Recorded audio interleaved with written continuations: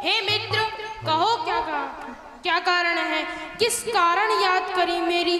सुनते ही तुरंत चला आया, आने में नहीं करी देरी। कहिए देवराज, क्या आज्ञा है? मित्र कामदेव, मेरे सिंहासन को पाने के लिए मेरे गुप्तचरों ने सूचना दी कि देवऋषि नारद इस सिंहासन को पाने के लिए घोर तप कर रहे हैं और मेरा सिंहासन उनके तप से डोलने लगा। तो मैंने सोचा अगर उन्होंने कहीं मेरा सिंहासन पा लिया तो मेरा तो अनर्थ हो जाएगा, लेकिन आप सभी निपुण कलाओं में सर्वगुण संपन्न हो तो मेरी इस समस्या का समाधान केवल आपके ही पास है। ऐसी कौन सी बात है नाथ बड़ी? अब ही मुनिराज को ध्यान छुड़ाऊं, ले ऋतुराज समाज सवे तनु तान तरंग से पोड़ा जाऊं। काम कला रुच के बहुभांति योग छुड़ा कर भोग कराऊं। जो न करहु कछु इतना स्वामी, आज से कामना मैं कहलाऊं। हे देवराज, आप चिंता न करें, मैं अभी अपनी अप्सराओं को लेकर देवऋषि नारद की समाधि को भंग करता हूँ। मित्र, आपसे मुझे यही उम्मीद है और मेरी इस समस्या का समाधान करना, नहीं तो मुझे अपने सीटी स्कैन कराना पड़ेगा। देख लेना मेरा सीटी स्कैन ना हो जाए। आप जाओ। कामदेव अपने सहायकों को लेकर, अपनी सेना को लेकर वहां गया जहां प्रकट हो, प्रकट हो, प्रकट हो।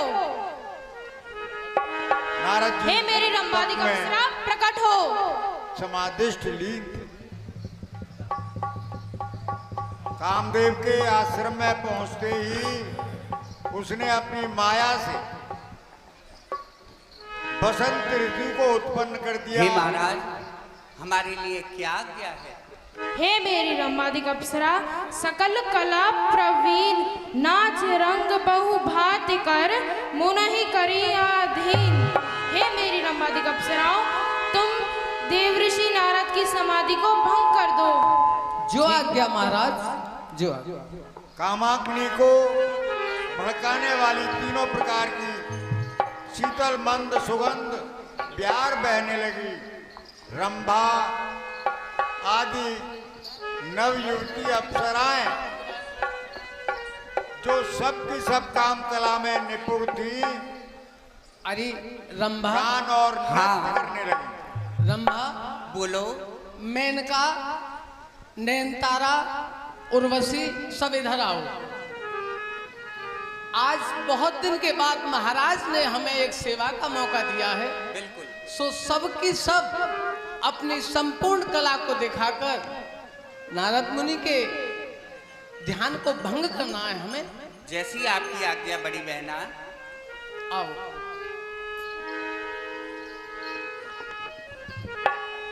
बाबा, ए बाबा, बाबा, ए बाबा, ये तो आंख भी नहीं खोल रहे हैं।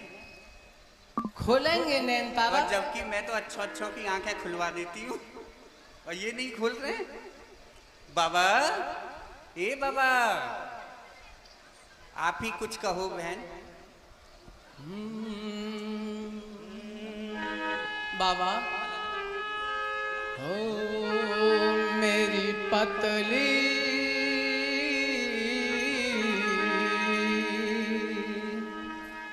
अरे बाबा मेरी पतली कमरे लंबे बाल रे, मेरी पतली कमर लंबे बाल रे। बाबा मेरी पतली कमर लंबे बाल रे, नारद मोने ठाड़ी रहूं मैं चली जाऊं रे। नारद मोनी ठाड़ी रहूं के चली जाऊं रे। मेरी पतली कमर लंबे बाल रे, अरे मेरी पतली कमर लंबे बाल रे, नारद मोनी ठाड़ी रहूं के चली जाऊं रे। मजा न देगा। बहन मेरे तो बस की नहीं है। मैंने तो बहुत प्रयास कर लिए, अच्छे अच्छे बाबाओं की नींदें उड़ा दी, लेकिन ये बाबा मेरी पकड़ से बाहर है। बाबा, अरे नारद कहाँ रखो तपस्या में। बाबा, इस नारायण नारायण में क्या रखा है बाबा? अरे नारद कहाँ रखो तपस्या मेरे, चलो मेरे संग मौज उड़ावेंगे। अरे नारद का धरो तपस्या में, चल मेरे संग मौज उड़ावेंगे। ओ बाबा कहाँ रखो तपस्या मेरे, चल मेरे संग मौज उड़ावेंगे। आदित्य का है, बता दो दीदी ने।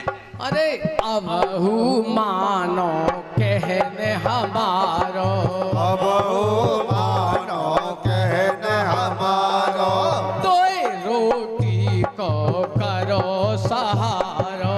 दो रोटी को करो सहारो। नहीं मट्टी ख्वार बुढ़ापे में चल मेरे संग मौज उड़ावेंगे। नहीं नद क्या धरो तपस्या में, चलो मेरे संग मौज उड़ावेंगे। ओ बाबा कहाँ रखो तपस्या मेरे, चलो मेरे उड़ावेंगे। अरे दर दर काहे भटकत डोलो। हमने आपने सबने अपनी संपूर्ण कलाओं का प्रदर्शन किया, पर देव ऋषि नारद बिल्कुल की समाधि तो अडिग और अचल रहे। बिल्कुल बहन, तुम सत्य कर रही हो। आओ महाराज के पास चलते हैं। चलो, लेकिन ये बताओ महाराज को जाकर क्या मुंह दिखाऊंगी मैं? हैं? पहला बाबा एक ऐसे जिम में पड़ा, ना जगा ना जगने दिया। चलो, कामदेव की अप्सराओं ने विभिन्न प्रकार की तानों पर महाराज गानों से गीत की गाए। जय हो। महाराज, कहो अप्सराओं। महाराज, हम सबने अपनी संपूर्ण कलाओं का प्रदर्शन किया खूब तन मन से, लेकिन देव ऋषि की नारद की तपस्या अडिग और अचल रही। हम आज असफल हो गए महाराज। ठीक है, तुम जाओ। जो आज्ञा महाराज।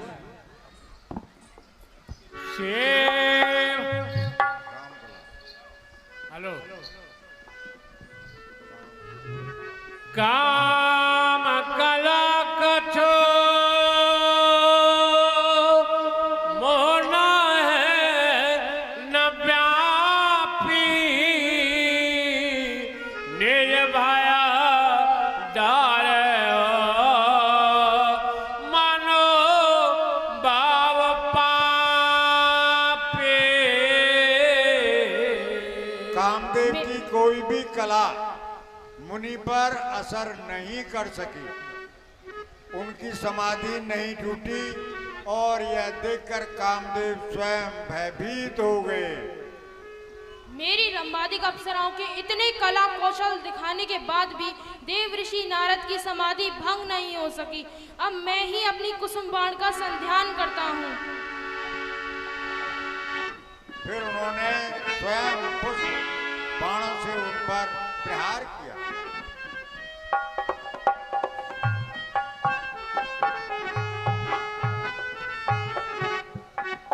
फिर भी नारद मुनि की समाधि भंग नहीं हुई।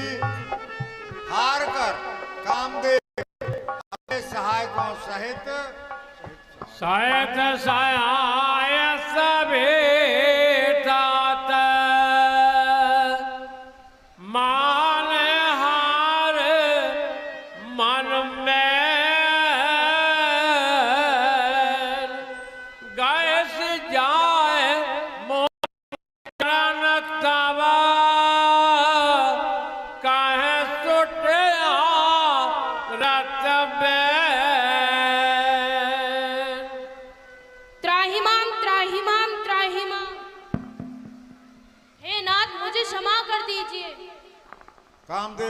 पड़कर मुनि के चरणों में गिर पड़ा, क्षमा मांगने लगा।